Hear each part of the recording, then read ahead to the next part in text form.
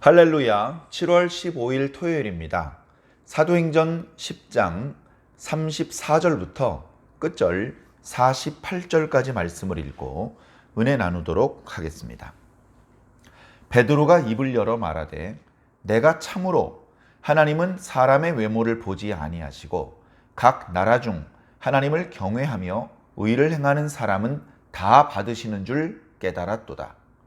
만유의 주 되신 예수 그리스도로 말미암아 화평의 복음을 전하사 이스라엘 자손들에게 보내신 말씀 곧 요한이 그 세례를 반포한 후에 갈릴리에서 시작하여 온 유대에 두루 전파된 그것을 너희도 알거니와 하나님이 나사렛 예수에게 성령과 능력을 기름 붓듯 하셨음에 그가 두루 다니시며 선한 일을 행하시고 마귀에게 눌린 모든 사람을 고치셨으니 이는 하나님이 함께 하셨음이라.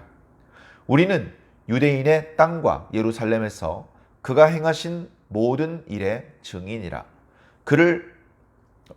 그들이 나무에 달아 죽였으나 하나님이 사흘 만에 다시 살리사 나타내시되 모든 백성에게 하신 것이 아니요 오직 미리 택하신 증인 곧 죽은 자 가운데서 부활하신 후 그를 모시고 음식을 먹은 우리에게 하신 것이라.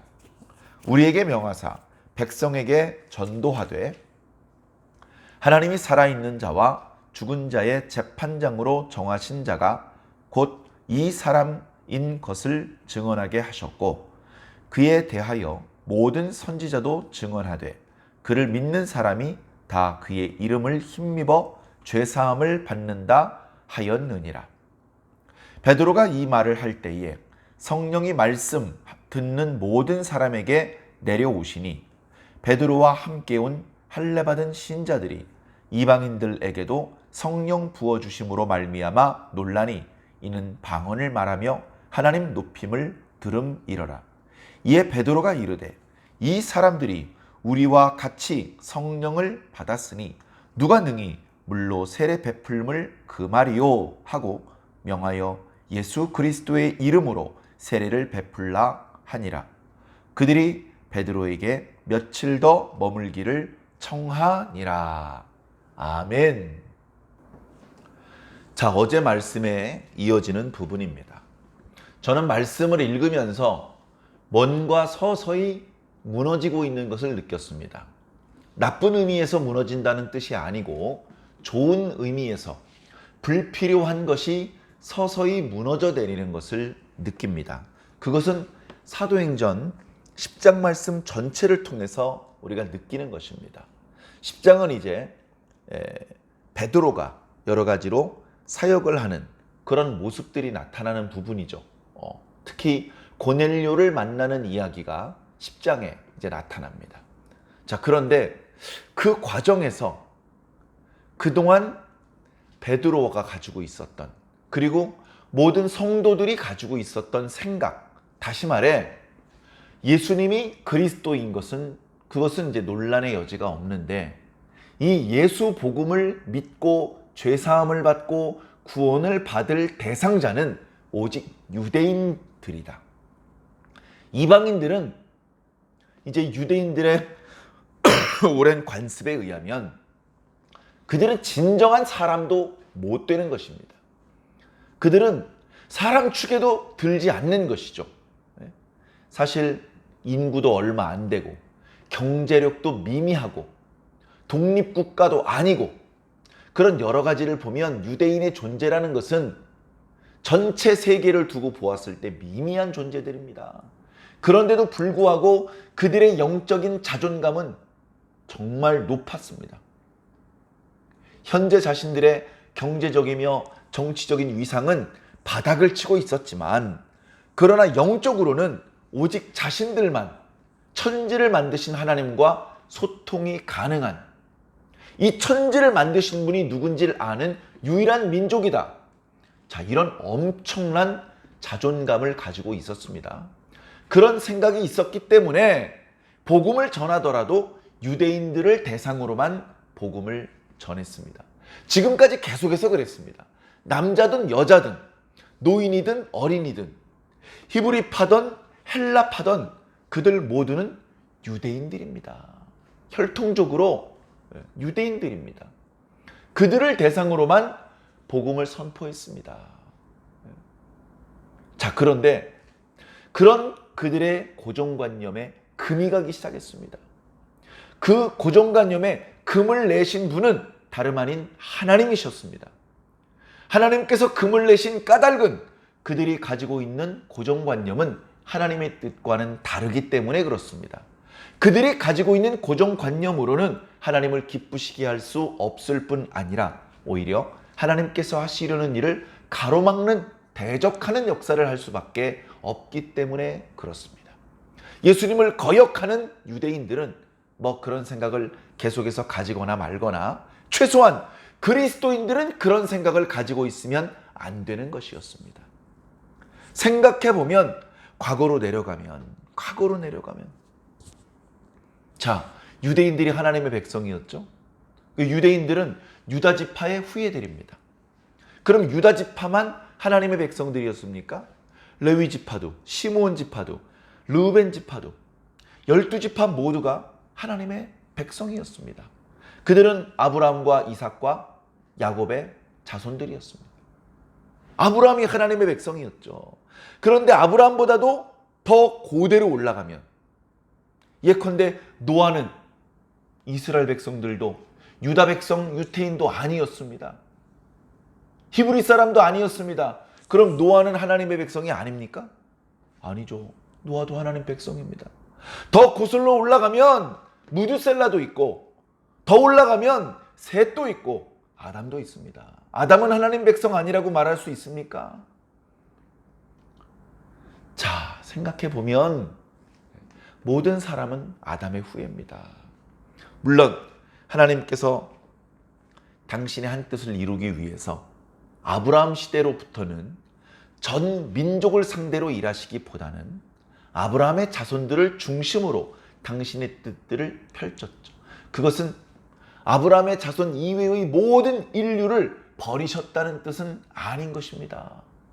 그래서 그랬는지 그동안 이스라엘의 역사가 흘러오는 과정 중에서도 많지는 않다고 하지만 소소히 분명히 이방인이었는데 이스라엘 백성의 일원으로 포함된 사람들이 많이 있습니다.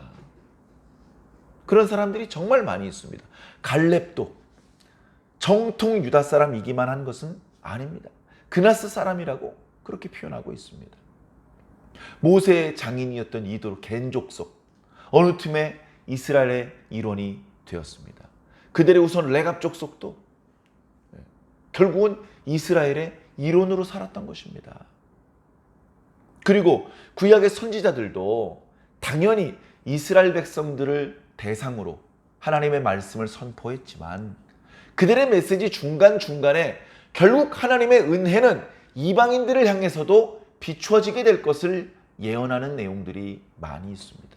그리고 본격적으로는 예수님께서, 물론 예수님께서도 유대인들을 대상으로 주로 활동하셨습니다만, 그러나 예수님께서는 상당 기간 유대인들이 주로 살고 있는 지역을 벗어나서 사마리아 땅도 또는 두로와 시돈 땅도 또는 데가볼리 지역, 이렇게 이제 이방인들이 많이 사는 지역에도 들어가서 거기서도 말씀을 전하셨고 기적을 행하셨다는 것을 알 수 있습니다.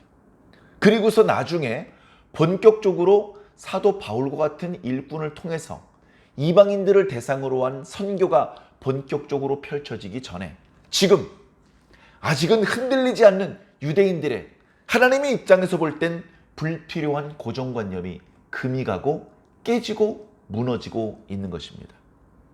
당시 모든 그리스도인들의 형님격인 요즘 표현으로는 총회장 역할을 하고 있었던, 그랬던 베드로가 그런 생각을 가지고 있었는데 그 생각이 깨지기 시작한 것입니다. 자, 깨진 것은 앞전에 말씀드렸던 것처럼 환상을 보기 시작하면서 흔들렸습니다. 먹을 수 없는 부정한 음식이 담겨져 있는 그런 보자기가 하늘에서 내려옵니다. 그러더니 음성이 있어서 잡아먹으라고 하십니다. 그 중에는 부정한 음식들도 짐승들도 있기 때문에 그럴 수 없습니다. 주님, 제가 깨끗하지 않은 것을 먹은 적이 없습니다. 그러나 주님께서 두 번째 말씀하시기를 하나님께서 깨끗하다고 하신 것을 네가 더럽다고 말하지 마라. 그렇게 말씀하셨거든요. 그러면서 그 환상을 3번 연거푸 보고 그 보자기는 하늘로 올라갔고 베드로는 그 환상의 의미가 얼른 깨달아지지 않아서 고민하고 있었습니다. 그런데 그 의미는 다름 아닌 이방인에 대한 내용이었어요. 이방인들에 대해서는 부정하다. 그들은 할례도 받지 않았다. 그들에겐 언약이 없다. 이 영적인 어떤 분깃이 그들에겐 없다. 그들은 하나님과 예수님과 성령님께서 활동하시는 이 역사와 상관이 없다. 그런 생각을 그리스도인들조차 가지고 있었단 말이에요. 처음에는. 그런데 그 생각에 금이 갑니다. 왜? 주님께서 말씀하셨거든요. 하나님께서 깨끗하다고 하신 것을 너희들이 마음대로 더럽다, 속되다 라고 말하지 말아라. 이방인들 너희들 더럽다, 속되다라고 말하지. 하나님께서 깨끗하게 하셨는데 너희들이 뭔데 더럽다, 속되다라고 말하느냐. 그 의미를 이제 베드로가 깨닫기 시작한 것입니다. 그래, 오늘 말씀 이전에 고넬료와 대화를 주고받았죠. 어쩐 일로 저를 부르셨습니까? 예, 제가 구시 기도 시간에 기도를 하는데 천사를 보게 되었습니다. 천사께서 말씀하시기를 저의 기도와 구제를 하나님께서 받으셨다라고 말씀하셨고, 그리고 요바에 당신이 계시다고 하시면서 초청해 보라고 그렇게 말씀을 하셔서 제가 사람을 초청한 것입니다. 이렇게 와주셨으니 정말 잘하셨습니다. 우리가 다 하나님 앞에 모여 있으니 이제 저희들에게 말씀을 전해 주십시오. 이제 그런 이야기를 하는 것이죠. 자, 그러고서 이제 베드로가 바통을 받아서 이야기를 하는 것입니다. 베드로가 본격적으로 복음의 말씀을 전하기 전에 무릎을 딱 치면서 탄복을 했습니다. 야, 내가 깨달았도다. 아, 내가 깨달았도다. 뭘 깨달았느냐? 내가 하나님께서 어떤 분이신지 깨달았다라고 말을 하고 있는 겁니다. 자, 하나님은 어떤 분이십니까? 사람을 외모로 보지 않는 분이다라는 것을 깨달았다는 겁니다. 자, 외모라는 말에 우리가 오해하기 쉬운데 이 외모, 겉모습을 뜻하는 것이죠. 젊고 예쁜 사람은 사랑하시고 비싼 옷 입고 화장품 좋은 거 바른 사람은 사랑하시고 그런 뜻이 아닙니다. 이 외모라는 것은 그 사람의 학문, 지식, 출신 가문 뭐 그런 것들을 상징하는 것입니다. 특별히 오늘 말씀 속에서는 그 사람인지 이방인인지 유대인인지를 가리는 것입니다. 그 사람이 유대인이면 사랑하시고 이방인이면 사랑하지 않으시고 한 것이 아니다. 하나님께서 외모 보지 않으신다. 출신 민족 보지 않으신다는 뜻입니다. 그럼 뭘 보시느냐? 각 나라 중 하나님을 진심으로 경외하며 의를 알고만 있는 것이 아니라 실천하는 사람들을 빠짐없이 다 받아주시는 분이라는 것을 내가 깨달았도다. 아하! 여기 보니까 고넬료 당신으로부터 시작해서 당신의 친척들, 당신의 가까운 친구들, 당신의 부하들, 당신 집에서 일하는 하인들, 유대인이 한 명도 없군요. 전부 다 우리 유대인들의 입장에서는 이방인들이군요.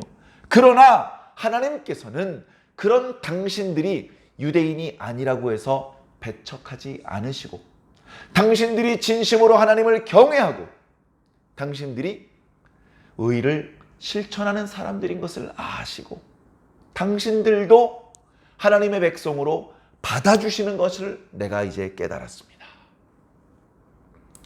이제 베드로 개인의 마음속에 있었던 불필요한 고정관념은 거의 다 무너져 내렸습니다. 더 이상 그들에게 예수 복음을 숨길 필요를 느끼지 못했던 베드로는 36절 말씀부터 본격적으로 예수 그리스도에 대해서 강론하기 시작했습니다. 예수 그리스도는 만유의 주이십니다. 그 예수 그리스도를 구원자로 삼으신 하나님, 예수 그리스도를 통해서 예수 그리스도와 관련된 이 복음을 전파하게 하신 하나님께서 처음에는 이스라엘 자손들에게 말씀을 전하게 하셨습니다. 그래서 세례자 요한도 예수 그리스도께서도 유대인들을 상대로 복음을 전파하셨습니다.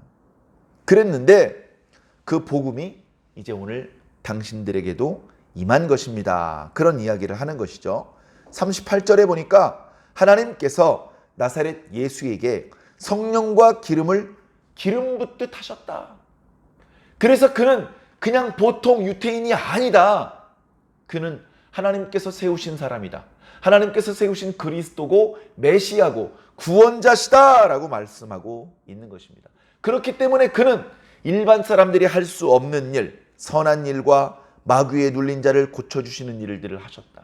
하나님께서 함께 하셨기 때문에 할 수 있었다.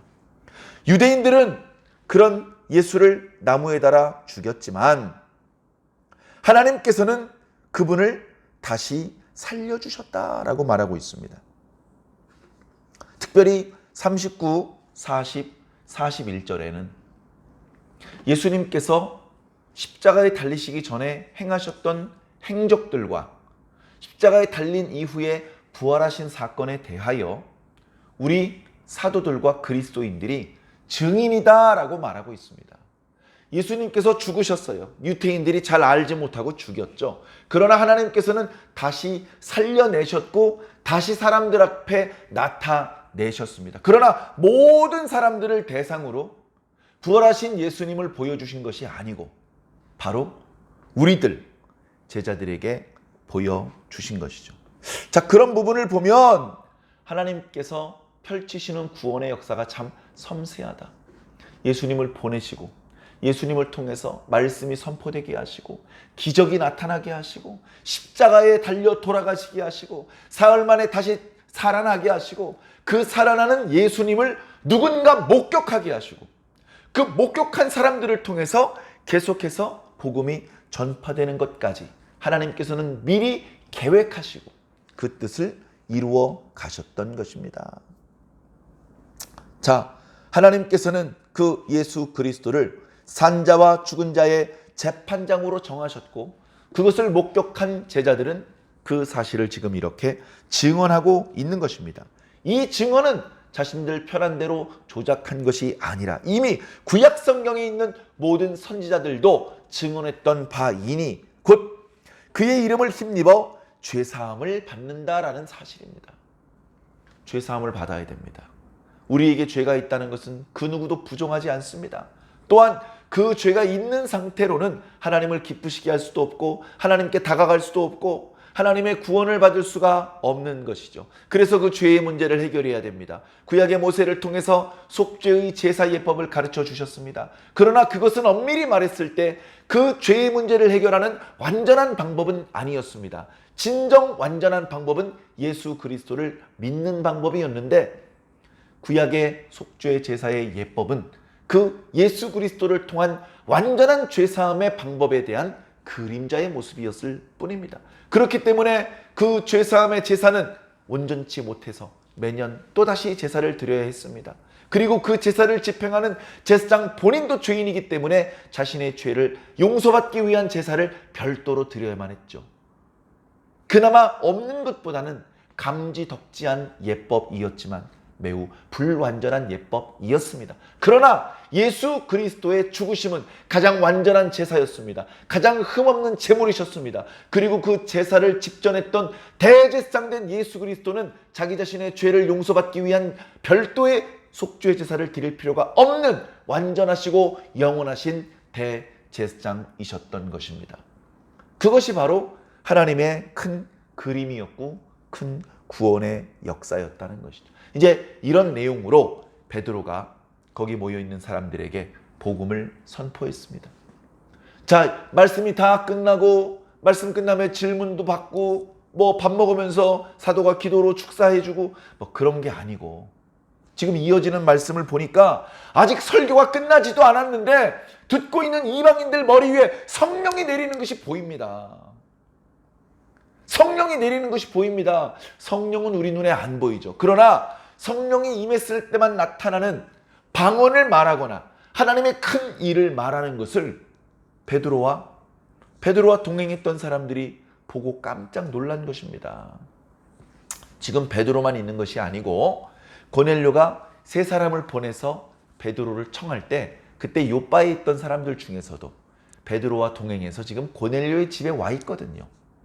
그들은 숫자가 많지는 않지만 그들은 모두 다 유대인들이었고 할례받은 사람들이었고 그리고 그리스도인들이었습니다. 그런 사람들이었기 때문에 베드로와 동일한 입장이었죠. 그런데 이 성령은 유대인들만 받는 줄 알았어요. 유대인들만.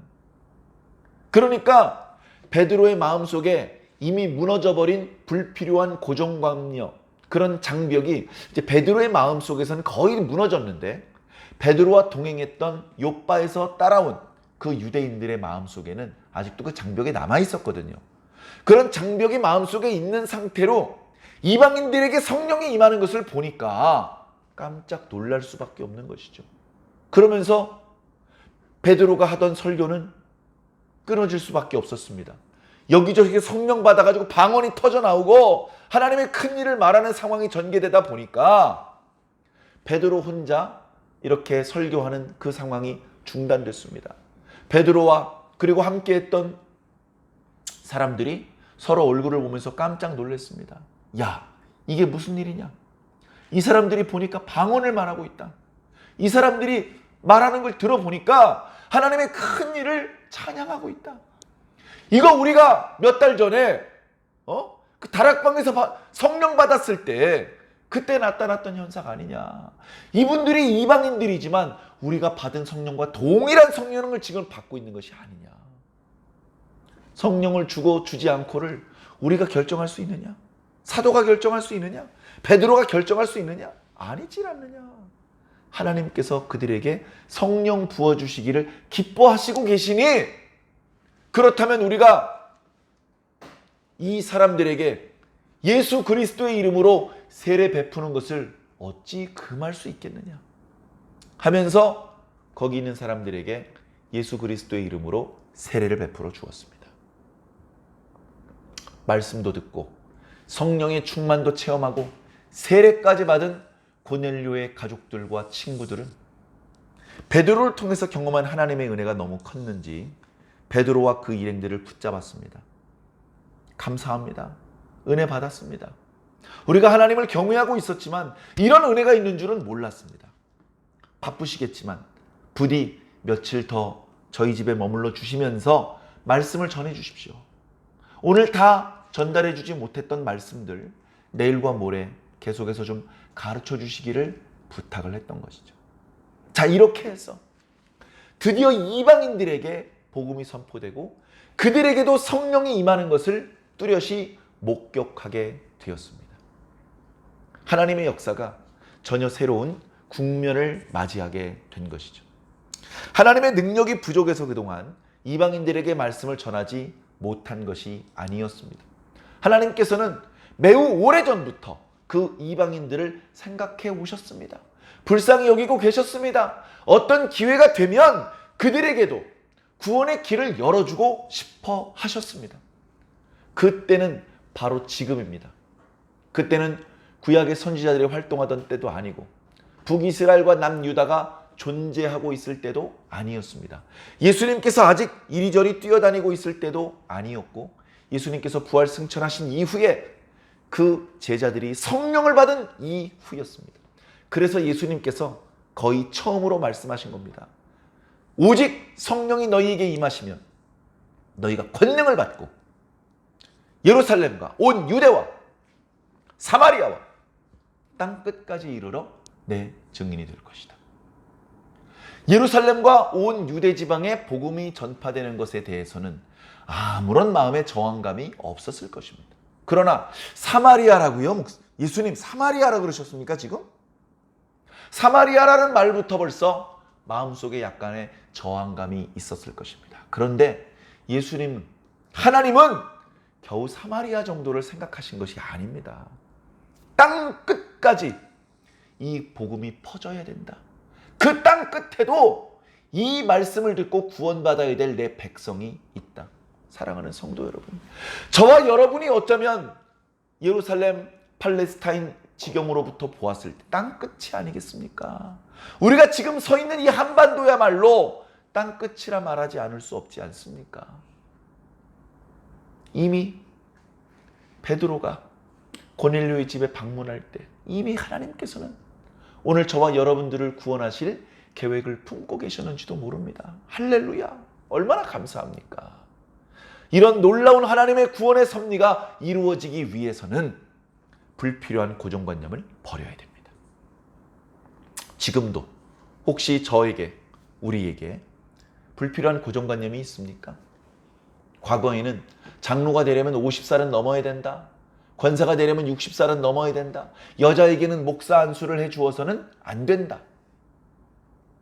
뭐 이제 여러 가지 이제 그런 고정관념들이 없지 않았어요.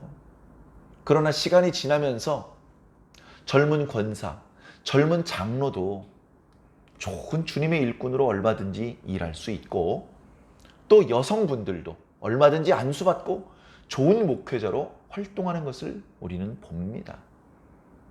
오히려 우리의 어리석은 생각과 고정관념으로 하나님께서 더 자유롭게 일하실 수 있고 하나님의 나라가 더 역동적으로 이렇게 확장될 수 있는 것을 막고 있지는 않았나 생각해 보아야 될 것입니다. 지금 현재 우리가 가지고 있는 생각 중에서도 계속해서 우리는 그것을 고정관념으로 고집할 것이 아니라 하나님의 말씀을 중심으로 유연한 사고를 가지면 좋을 것 같습니다. 중요한 것은 언제나 내 생각이 아니라 하나님의 뜻입니다. 하나님의 뜻을 최우선으로 두시고 날마다 그 뜻이 무엇인지 깨닫게 해달라고 기도하시면서 하나님께서 깨닫게 해주시고 길을 열어주시면 순종할 수 있는 저와 여러분들이 꼭 되기를 예수님 이름으로 간절히 축원합니다. 아멘.